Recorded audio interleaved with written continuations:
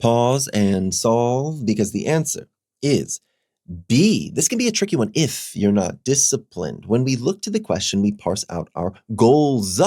We've got the scientist and her field of study to a new audience. When I break that down, I should be coming up with these distinct goals.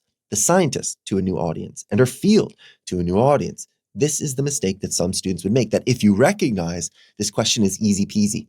Once I know that I want to introduce the scientist to a new audience, I'm going to go after that goal first. I've seen a ton of these questions and I know exactly the mix-up that they're going to try on me. So let's focus on the scientist to a new audience.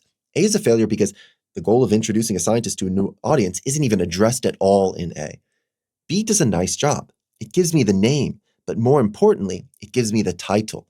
I know that often that's the little secret to these questions. So B is fine on the table and I move on.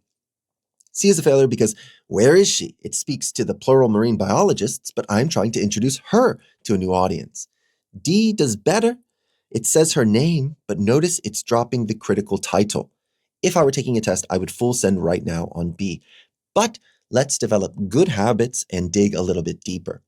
B and D both make claims about vitality to underwater ecosystems. They're both vital. But where do they differ?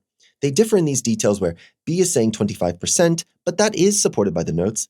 D is saying home to thousands of, that too is supported by the notes. So if we did keep digging past the presence of a title in B to engage with a new audience, we kind of would have wasted our time here. Everything is supported by the notes, save for the fact that B has the title, D does not. B now gets our official choice, pick it, move on.